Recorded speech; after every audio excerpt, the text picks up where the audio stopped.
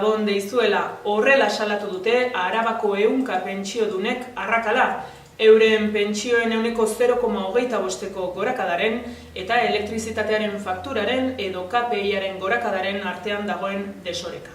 KPI-aren gehikuntza 1,7koa dela eta elektrizitatearena 10%koa.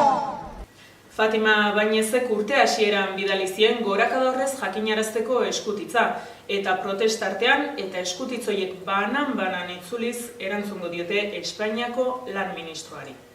Hain justu, Bañezek agerraldia egin du Toledoko ituneko akordioen jarraipen batzordean, gizarte segurantzaren bilakaera aurrikuspenen berri emateko. Haren agerraldia eskatu duen PSOE alderdia agintean zegoeneko gobernuaren teilatuan jarri du pilota, eta esan du pentsioen sistema hobetzeko lanean dihardutela.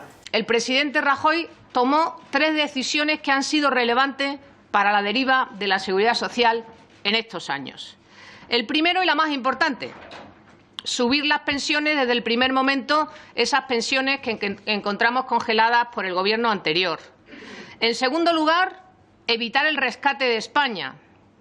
Y en tercer lugar, hacer del empleo el mejor instrumento para revertir el deterioro de las cuentas del sistema de seguridad social. Bestelako gertaerak ere iruditu zaizkigu gaurkoan azpimarragarri, besteak beste pentsioi eta politika publikoei lotutakoak eta titularretara ekarriko dizkizuegu. Pentsioetan 1.080 euro bermatzea da EH Bilduk gaur koalizioaren hitzetan Eusko Jaurlaritzaren politika publikoei bultzada soziala emateko aurkeztutako proposamenetako bat. Ez da bakarra, kontratazio publiko guztietan 1.200 euroko soldata bermatzea eta ikerketa eta garapenerako inbertsioa 1,84tik 3%ra igotzea ere planteatu dute besteak beste.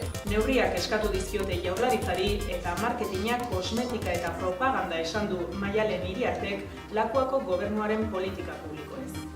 Más de una vez hemos dicho que el gobierno del señor Urkullu no está siendo capaz de dar respuesta adecuada a los grandes retos y problemas de este país.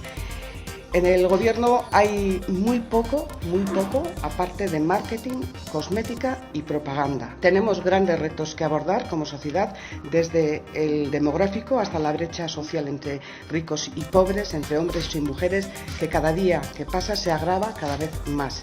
Baja el paro, pero a costa de que crezca la precariedad, de que cada vez haya más personas que, aun trabajando, vivan en situación de pobreza.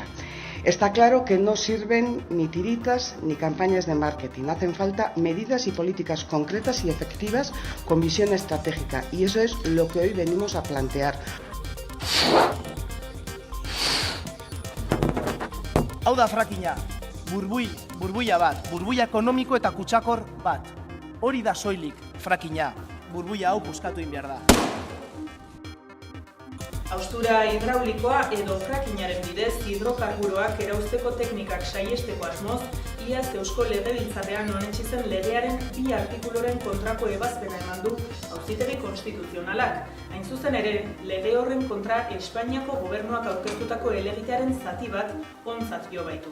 Auzitegiaren arabera, autonomia erkidegoek ingurumena babesteko argudioarekin ezar ditzaketen araudia igarriak gainditu egin dituzte legeriaren hainbat atalek, eta ezeztatu egin behar dira. Zehazki, 3. artikulua eta 2. artikuluaren zati bat baliogabetu ditu. 3. artikulua bertan behera utzi du, Araba, Bizkai eta Gipuzkoarako onartutako legearen haustura hidraulikoa modu erabatekoan galarazten ez bada ere, ura egin ahal izateaz zailtzen duten baldintza aski zorrotzak ezartzen direlako, eta estatuan emandako irizpideak urratzen dituelako horrek. 2. artikuluaren zati bat ezeztatzeko motiboa izan da berriz, lurraldetasun printzipioa apurtzea. Eusko Legebiltzarrera lege hori egiteko proposamena heldu zen 100.000 sinadura baino gehiagok babestuta. Propio erabaki zen haustura hidraulikoaren gaineko erabateko debekurik ez ezartzea legean. Jakinik, Espainiako gobernuak halakoen kontra egin izan duela. Aurretik, Kantabrian, Errioxan eta Katalunian tankerako legeen aurka egin baitute. Bestalde, Nafarroan izandako tortura salaketak ikertzeko, Nafarroako gobernuak eman duen diru laguntzaren aurkako helegitea jarri du Madrilek. Zehazki, ikerketa hori egiteko EHUko lantalde bati diru laguntza emateko erabakia auzitara eraman du Espainiako gobernuak, eta Nafarroakoari leporatu dio auzitegi konstituzionalak iazko abenduan ateratako ebazpen bati izkin egitea. Ana Oio kontseilariak berretsi duenez, ikerketak aurrera egingo du hala ere. Azpimarratzekoa da, frackingaren legean ala torturari buruzko ikerketetan bakarrik ez, Hego Euskal Herrian ezarritako beste hainbat lege baliogabetzeko esku hartu duela azken hilabeteotan Espainiak, polizia, doako mediku asistentzia, kopago edo ordainketa partekatuak edo etxegabetzeak tarteko. Bestalde, Usurbilen trenak harrapatu zuen Mozal legearen aurkako ekintzailea auzitara eramango du Ertzaintzak. Iazko maiatzean legearen aurkako protesta batean, tren batek zauri larriak eragin zizkion Martin Goitiandia donostiarrari. Orain Ertzaintzak ekimen horregatik auzitara eraman ditu, bera eta ambulantziaren zain berarekin geratu zen laguna. Martxoaren 5ean izango da, epaiketa. Usurbilgo geltokian Donostiako Eleak Libre mugimenduko 15 laguneko taldea, EAJ Mozal legeari ez dioen mezua margotzen ari zela gertatu zen istripua. Donostiatik zetorren trena geltokian geldi mantentzeko asmoz, Martin Goitiandia trenaren aurrean jarri zen, baina gidariak bera ikusi ez, eta nasa eta trenaren artean harrapatuta geratu zen. 3 aste baino gehiago izan zen ospitalean, horietako 2 zainketa berezietan. Ondorengo egunetan, elkarretaratzeak, margoketak, pankartak eta protesta ekimenak egin zituzten, ekintzaile donostiarrari eta haren senidei elkartasuna adierazteko. Eta Katalunia hizpide dugu gaurkoan ere. Dakizuenez, atzo zuten egitekoa Carles Puigdemonten inbestidura, eta Roger Torrent parlamenteko presidenteak atzeratu egin zuen saioa, hautagaiaren eskubideak errespetatuko ez liratekeela argudiatuta.